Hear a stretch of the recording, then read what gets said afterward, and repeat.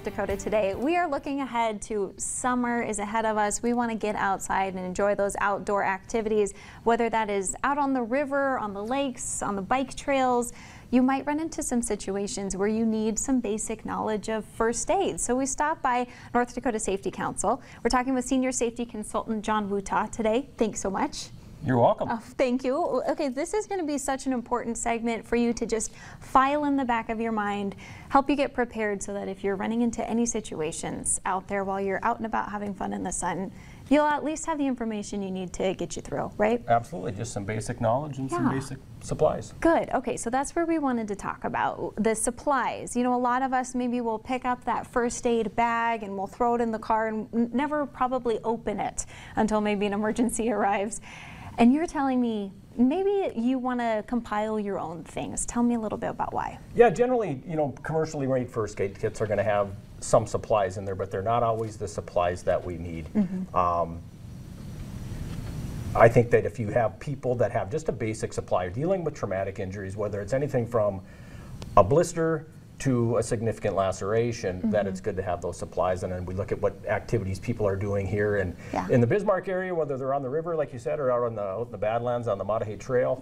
To have some supplies with you is going to be a good idea. Okay, so let's talk through a few of those that would be on your list, right? As a retired paramedic, these would be ones that you want to make sure you're not leaving without. Exactly. So let's start with blisters first, right? So you're out hiking in the Badlands and you get a blister, right? Having a decent sized bandage, right, to cover that blister, and then we're going to kind of go up from there. So smaller lacerations, common supplies that you can find in a first aid kit, right? But that you can also go down to Walmart or you can go to CVS Pharmacy or whatever pharmacy you use and purchase these things, right?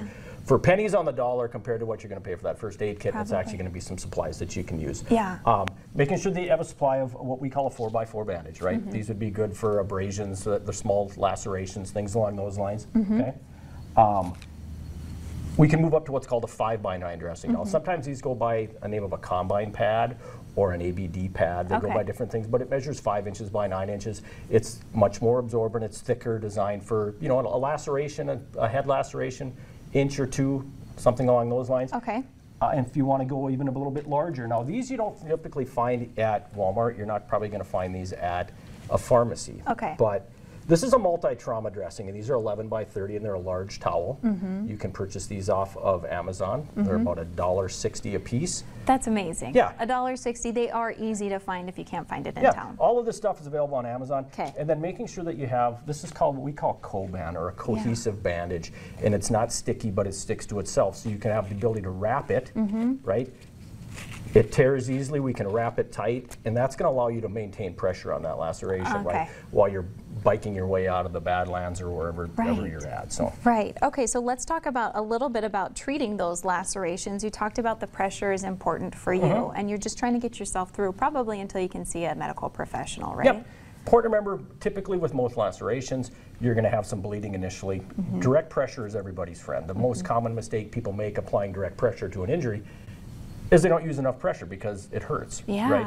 But patients need to understand that I'm going to have to put some pressure on this for 10 to 15 minutes to get that bleeding to stop, and then we're going to wrap it up and make sure that it's packaged up and ready for the trip out. Okay, and when we talk about all of these items, you recommend you don't have to spend the money on a fancy first aid box or whatever. I always recommend to my students, right, if we take an assortment of dressings, if we have, you know, 1 or 2 multi-trauma dressings and say we take 3 or 4 of these ABD pads and maybe some 4x4s, and we put in our Coban tape and whatever other supplies you may want if you want to throw in some antibiotic ointment or something like that, and just simply put them into a vacuum sealer bag.